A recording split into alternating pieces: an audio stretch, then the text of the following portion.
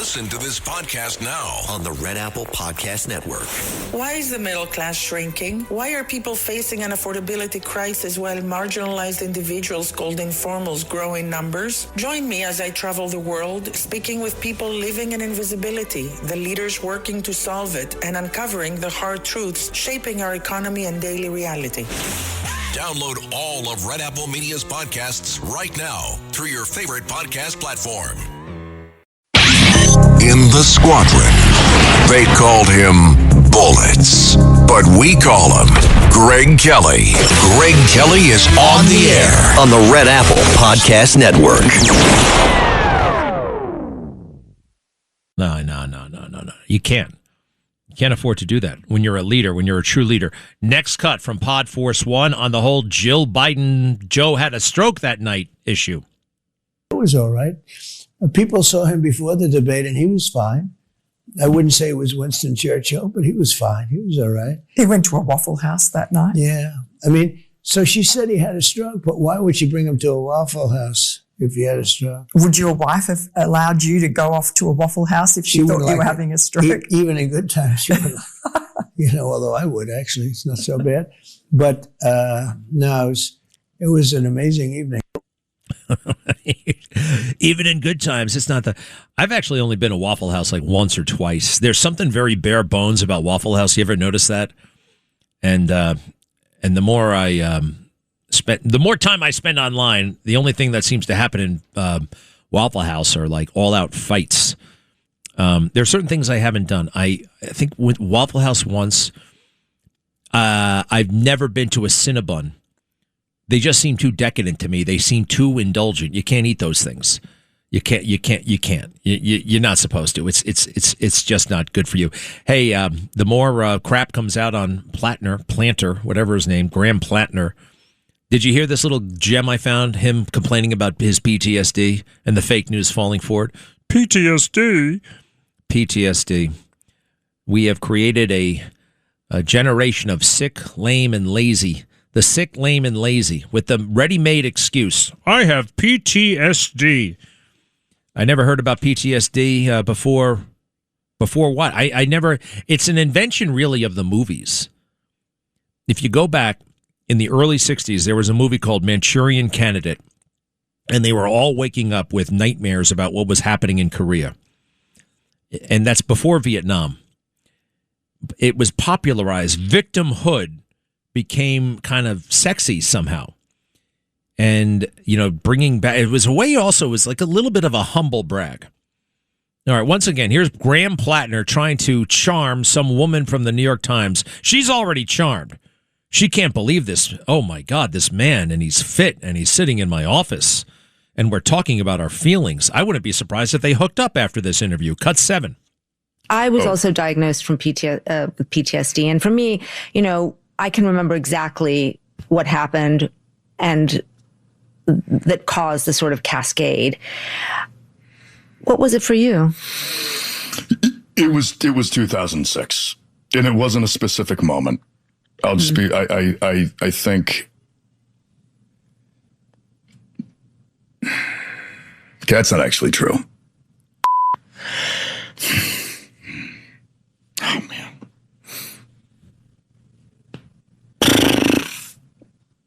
I'm sorry. That's okay.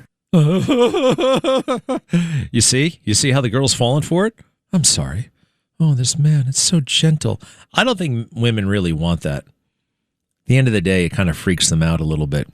You need a guy who's going to kick ass no matter what, who's going to be there to protect you. Can't have a guy going to pieces like that, but that's it. The PTSD is part of the appeal. And listen to all these fakers make excuses for him. Cut 8, please. Cut 8. He is a veteran. He had issues with PTSD and went through dark periods in his life. Those were things that he said happened 20 years ago, and he was under a lot of stress, and he was a PTSD and all this other stuff. That is okay, understandable. This is a man who went through PTSD and remade his life and is now ready to serve in the Senate. Yeah, remade his life, PTSD. This ready-made excuse, I'll never complain about it. I probably could. I had enough stuff happen to me. Oh, here's more. Here's more. No, they move on. I do come to President Trump's. He gave me a very interesting insight about the chirping.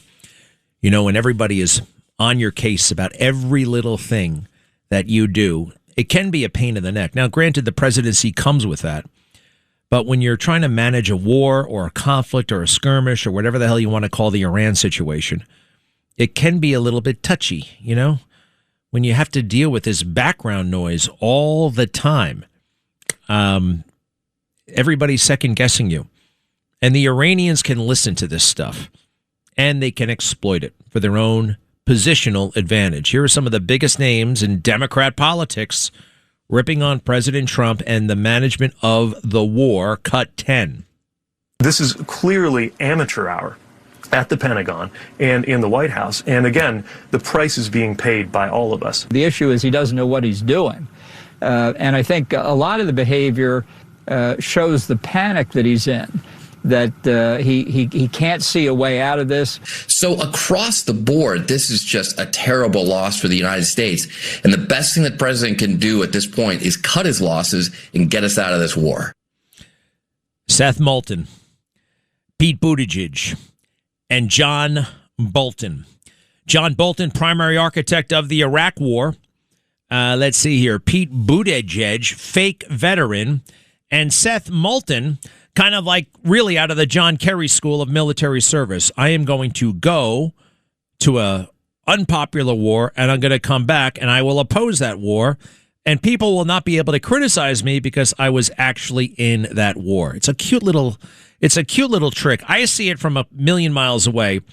Not everybody feels comfortable picking on these guys like I do. I got to remember that.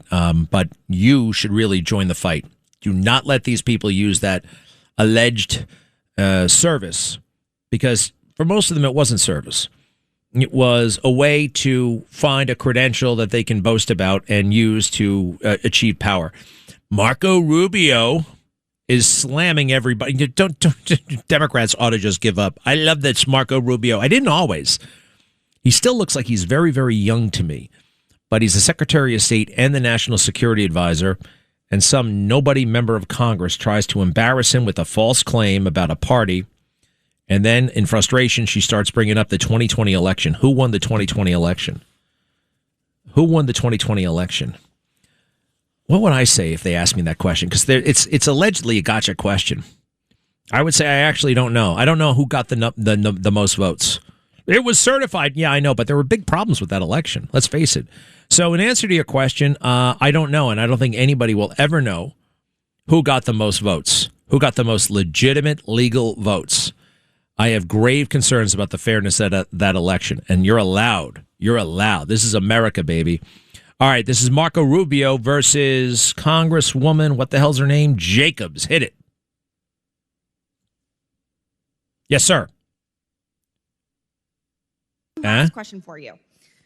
Mr. Secretary, who won the 2020 presidential election? I'm not here to answer the question. We're talking about 2020. This is a Foreign Affairs Committee. Okay, great. You can't answer the question, even though we all know that President Biden won. I don't answer the question because the Secretary of State, I do not participate in domestic political issues. This is not about domestic political issues. This is about our democracy. You're asking me to opine, just like I don't do campaign rallies. It seems like I don't do because as Secretary of State, we're not supposed to. That's been the long tradition of the department, and you should know that if you've been on this committee for any period of time. Mr. Secretary, it seems like you have an issue admitting facts. You can't say that the president lost the 2020 election, just like you won't admit President Trump is losing this reckless war of choice, and just like you couldn't admit that the shoes the president bought you were too big. You clearly don't know what winning means, and not because the facts are unclear to you, it's because telling the truth would cost you your job, and the American people are entitled to a Secretary of State who tells them the truth even when the president doesn't want to hear it, and my constituents, our service members, deserve better. Mr. Chairman, I yield back.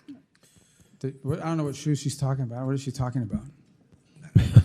Representative Burchett, you're recognized. Thank you, Mr. Chairman. If you'd like to answer any of that. Yeah, I don't know about the shoes. I mean, he gave me some Florsheim shoes. They're actually pretty good. They fit fine. I don't know what she's talking about, and maybe that's what she's referring to. Your shoes look very nice today, Mr. Secretary. Well, how can you see them? They're way down here. We're talking about shoes. Are you guys kidding me? I mean, is this the Foreign Affairs Committee, or is this like a circus? What is this? I think it's a circus, but I appreciate you. Wow. You can't see the shoe. President Trump, it's known that he gave away a few pairs of shoes. I don't know. Look, boss giving away. She's trying to pick up on that, trying to use it. No, do not mess with him. He's too smart and he's too good. Marco Rubio. Imagine that. United States Senator, National Security Advisor, Secretary of State, presidential candidate, Speaker of the Florida House of Representatives. That is one hell of a resume. And you know whose resume it exceeds? J.D. Vance. That's going to be interesting how that all turns out. If you're heading into summer without a medical emergency kit, you're taking a risk. Most people don't think about it until it's too late. Summer colds linger and can turn into sinus infections that last for weeks. Getting sick right before vacation can derail everything. And when you're traveling, finding a doctor and pharmacy is stressful. And that's why I ordered a medical emergency kit. It's like having urgent care and a pharmacy right at home. It includes essential prescriptions like amoxicillin and generic Z-Pak to treat a wide range of common and serious illnesses. So if you wake up sick at home or on the road, you already have what you need. No waiting for your doctor, no hours at urgent care, no pharmacy lines, no copays. Just match your symptoms to the right prescription in your guidebook or call their telemedicine doctor standing by. Start on your meds sooner and feel better faster. Every home needs at least one medical emergency kit. Order yours online in minutes and it's shipped to your door. And save $45 with my promo code Greg at urgentcarekit.com/Greg. urgentcarekit.com/Greg. The promo code Greg. urgentcarekit.com/Greg. Sacco and Felix, New York and New Jersey's premier attorneys at law. Their team brings decades of experience across a wide range of practice areas. Whatever life brings, they're your legal team. From everyday matters to complex cases, they've got you covered with the experience you need and the results you want. Because when life gets complicated, they make it simple. SaccoFilas.com. SaccoFilas.com. 2 C's, 2 L's. Greg Kelly on the Red Apple Podcast Network. One of the things I like about Marco Rubio is what he's demonstrating is mastery. Mastery. He's just a master of his domain. He's been doing this long enough. He can see through the phoniness. He has the skill, the ability. He can back it up. It's just remarkable. And he's got great confidence, and it's well-earned confidence. It's really beautiful to watch. And the more I see him do this, the more I see a future president of the United States. I don't care that his haircut looks like he's in 8th grade. I'm getting used to it. I'm moving on. FBI raids $35 million Southern California mansion of tech boss charged with sending secret shipments of Iranian military and nuclear programs. Shipments to Iranian military and nuclear program. That's one thing. I have to talk about George Santos, the congressman. Lots of reporting that he's in trouble for betting on Kalshi and trying to kind of input or direct the odds. That he was putting out information about whether or not he would go to the State of the Union. It is small-time stuff. This is small-time stuff. Let me get this straight. If you bet on Kalshi, you're not allowed to talk. You're not allowed to talk things up. I mean, it's Kalshi. This is not exactly the stock market. Does the Securities and Exchange Commission? He's not in any trouble. People are alerting me left and right that, he's in trouble this time. I don't think so. I think he's a good guy. You never know. The FBI probably wants him bad. The FBI is still kind of only somewhat in control. A portion of it. But a lot of it is still very deep state and swampy, and they would love to get the guy who got away. Greg Kelly, entertaining and informative on the Red Apple Podcast Network.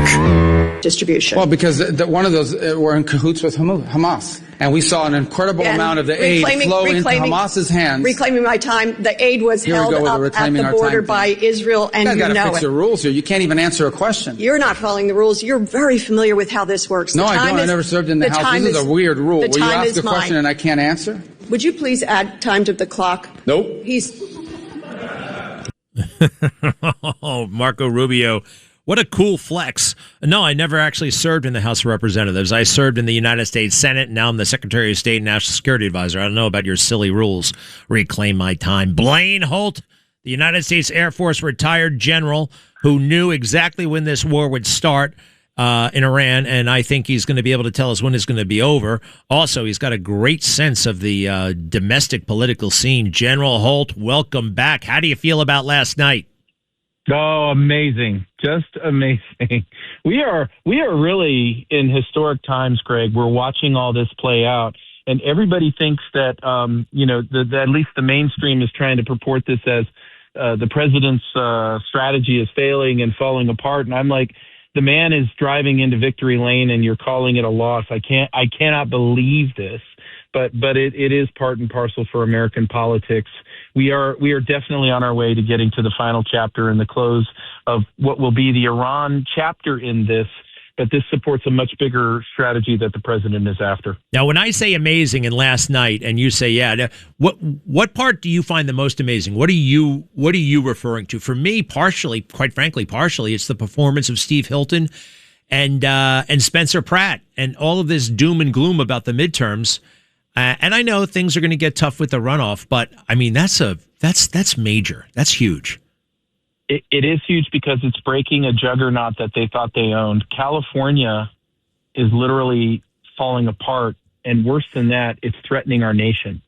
And what I mean by that is you've got energy policy in California that is wanting to, their air board, which worships at the CCP and the cult of climate change, is wanting to take California's oil refineries from 7 left down to 1. And they're going to threaten our food supply, our jets, our gas for the Western United States in doing so. And guys like Spencer Pratt, who went through this horrendous fire, Steve Hilton, a great leader in his own right, are standing up and they're calling this stuff out that California's got to stop digging.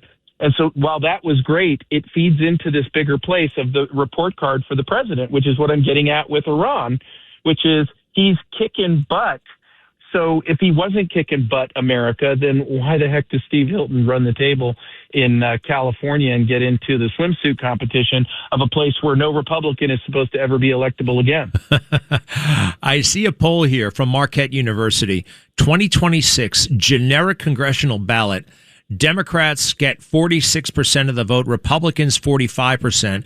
This is Marquette University. The sample took place between May 20th and May 26th. And this is being interpreted by the pros as a disaster poll for the Democrats. You know, given the headlines, given what they have tried to create as the mood in America, for those numbers to be split right down the middle is pretty amazing. Mm-hmm. It's not only amazing, we know where these polls are. We know how they get kind of massaged and how things get asked and they're all funny. So what I would really say is you can go ahead and tape another 5 to 10% on that for the Republican side of the House. Look, California's had it. I'm watching their business sector, entrepreneurial sector, the jobs, their economy, that they're destroying themselves in this zero carbon race that Gavin Newsom wants to take them down to. And I think that the Republicans are going to run the table, but I also think you're starting to look at what it's going to look like in the midterms. We've cleaned up elections. We've cleaned up some of this gerrymandering nonsense. And I'm looking down the barrel of victory in the Middle East and Iran, and we might even see the end of the Ukraine war by the fall. What does that look like if we're winning like that? I think we're looking at great outcomes from midterms right now. You know, it reminds me a little bit of, what it felt like in America for us MAGA people in 2021 and 2022. That was a lonely time. And, President Trump was getting arrested and, everything was kind of crazy. And the January 6th, they would relentlessly. And it was like it was depressing a little bit. Our spirits, I got a little bit down from time to time, but I always knew we could win and we had to persevere. 2026 is like a mini 2021 to 2025 in a weird way. It is. And here's the thing. You said the word persevere. We're patriots who love our country. We love our Constitution. We love our Bill of Rights, and we love freedom. And you're not going to get it with the Marxists and the globalists and the climatologists. You're not going to get it. And so You must persevere. You must understand there is no other way. And just think of where we would be if Comrade Kamala Harris had been the talking head in the Oval Office. What would wars look like right now? People have to remind themselves that gas was a lot higher 4 years ago under Joe Biden. And while we have the inconvenience of the higher gas prices right now, your grandchild will not be under the spire of nuclear weapons from an Armageddon group of psychopaths. We're on the right track, and we just got to stay this course, and we got to not quit. Real quick, the latest, I guess we are trading missiles again with Iran. They hit the airport over there, the Kuwaiti airport.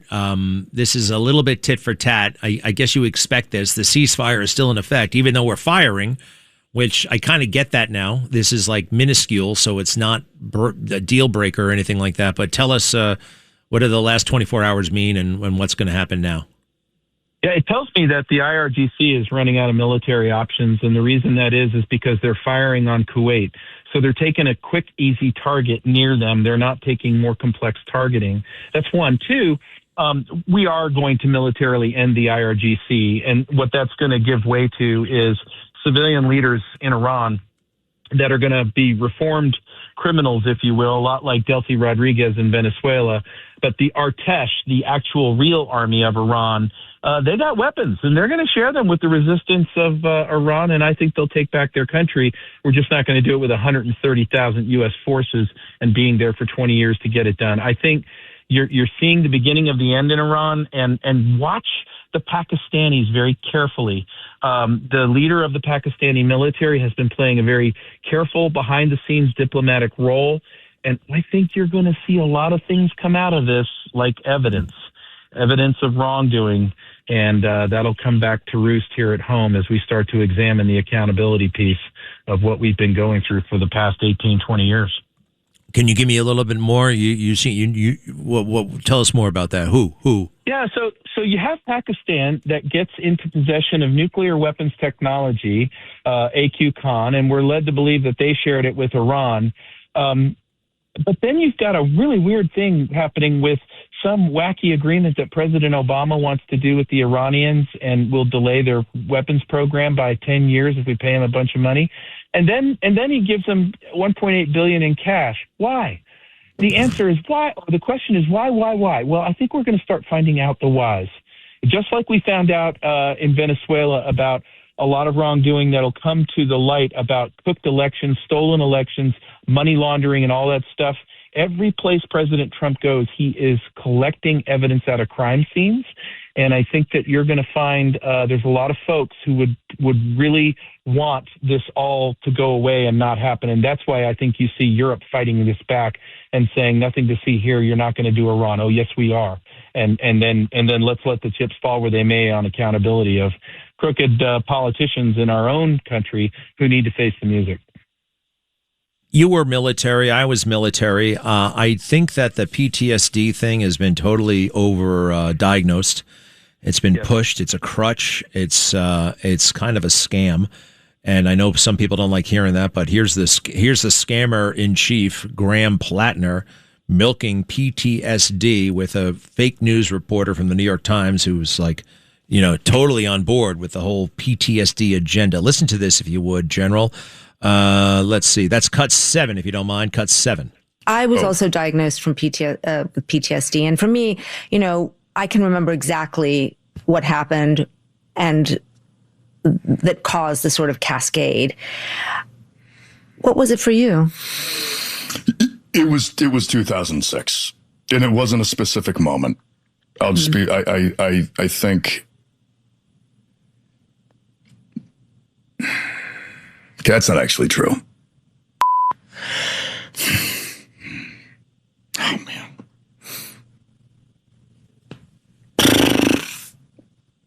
I'm sorry. That's okay.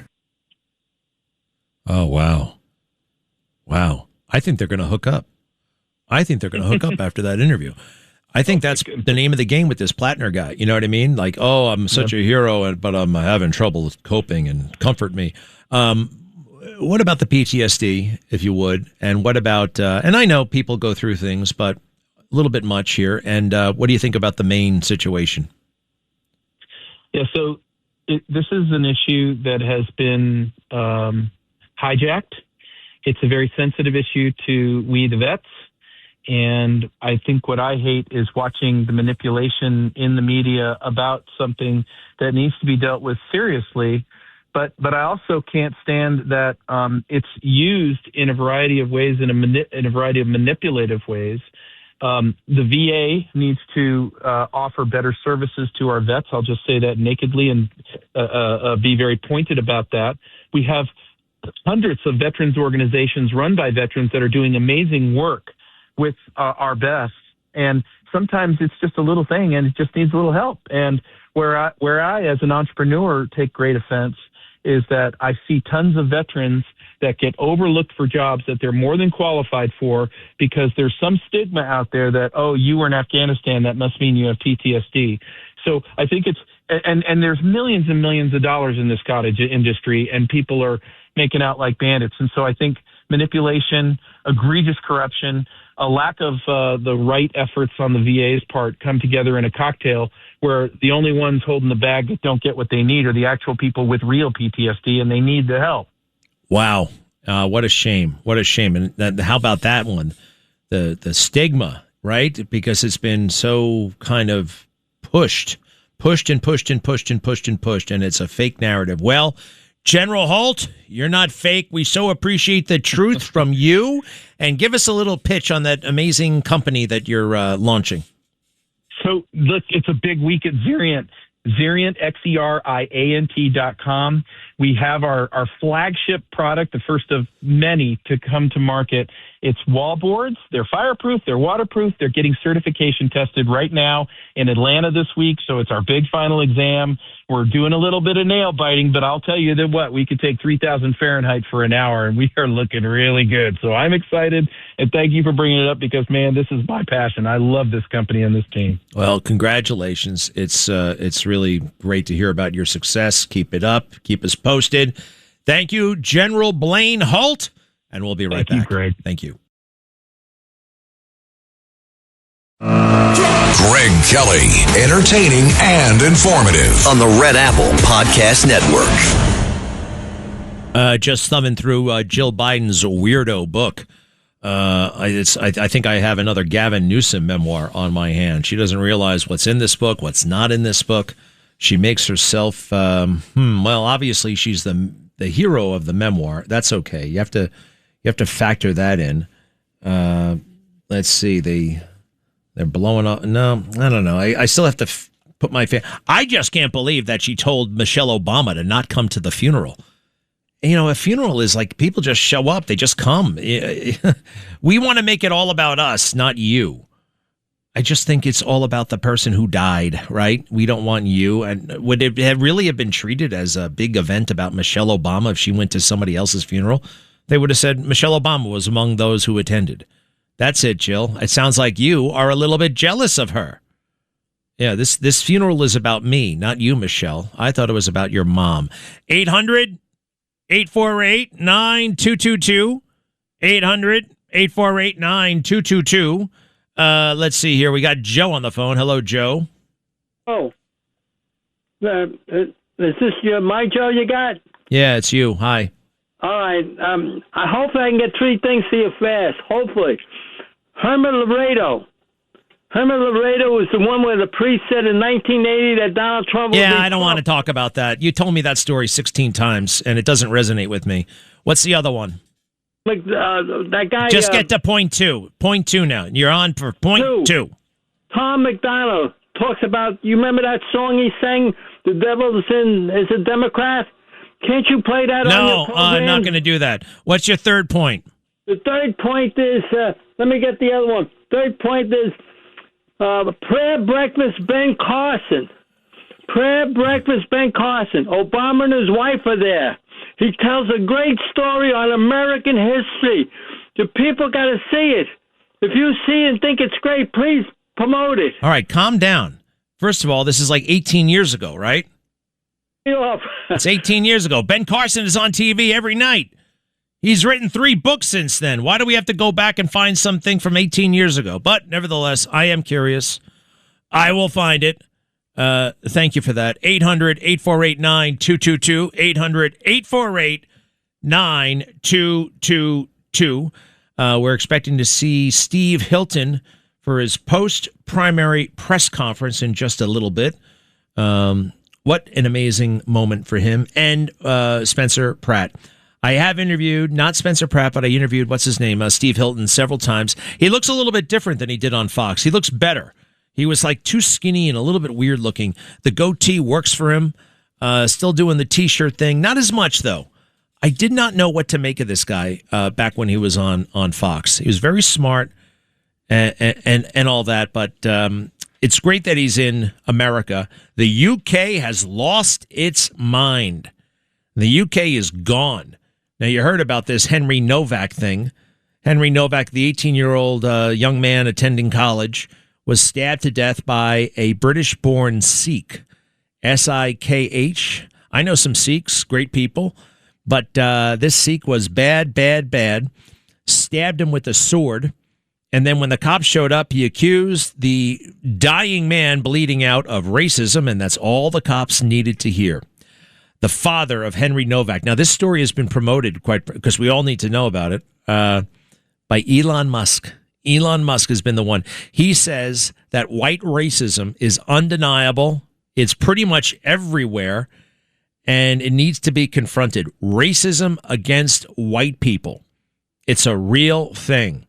The father of Henry Novak, the young man who was killed by an individual, 21 years old, who is now going to spend the next 21 years of his life in prison. He was convicted fairly in short order. Cut 6, please. Cut 6. Henry did not die with dignity. He did not die with the care he deserved. He lost consciousness before anyone believed him. We hold Vikram Digwa solely and 100% responsible for the brutal murder of our son. But Henry should not have died on the streets of Southampton in police custody. The way he was treated was inhumane and degrading. And unfair. They get there and right away, the cops have got to suspect everybody. Everybody. And they treat the guy who did the stabbing as a gentleman and listen to him describe his non-injuries. This is the first voice you're going to hear. You're going to hear the cop, and then you're going to hear the Digwa, the guy who did the stabbing. Cut 2, please. Cut 2. My turban off, started grabbing my head. Are you injured? Yeah, I've got swollen eye, little bruises. Alright, just step back a little bit. He's fine. Someone flag these down. Got this stud. Right, let's get you out of there, shall we? I was in bed, sleep. My neighbour just found me up and someone's attacked me. I can't breathe. Grab his other arm. And pushing him around like he's a sack of potatoes. It's terrible. Absolutely terrible. And then they proceed to put handcuffs on him while he's bleeding from the neck. Cut 3. Come running around the corner. What's happened to you, alright? Been stabbed. You've been stabbed? Whereabouts? Don't think you have, mate. That's what and then you've got nothing. I want to keep you up. Hand? No, I can't breathe. Put the hand in the cuff, mate. Yeah. This is like. I can't breathe. Then they start reading him his rights. Cut 4. Said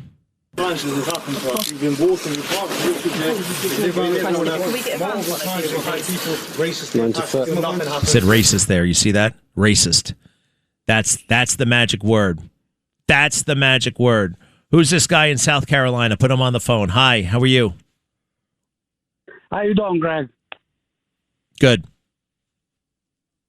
Would you like to have a little match between me and you in front of the White House over there with that ultimate fight is going to be? How about we meet at Kelsey's gym Friday night, 9 o'clock? And if you don't show up, I'll come get you. I'll be there. All right, Kelsey's gym, 9 o'clock in Brooklyn. Don't forget, all right? And if you don't show up, I'll come get you. Thank you. We'll be right back. There's the music.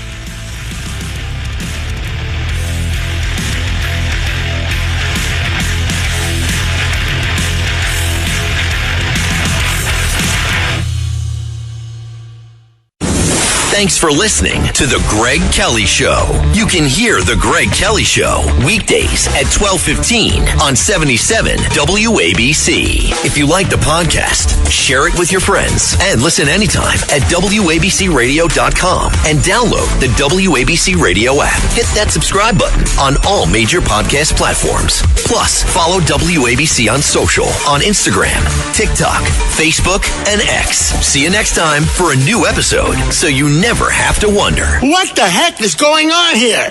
In this 25th anniversary year of September 11th, the Tunnel to Towers Foundation continues to honor America's heroes. Heroes like Fire Lieutenant Michael Wells, who was inspired by 9/11 to serve his community. After 14 dedicated years of service, he lost his battle with occupational cancer, leaving behind his wife, Katie, and their 3 children. Tunnel to Towers honored Lieutenant Wells by paying off the family's mortgage in recognition of his sacrifices. Donate $11 monthly and amplify your impact with a car or land donation. Go to T2T.org.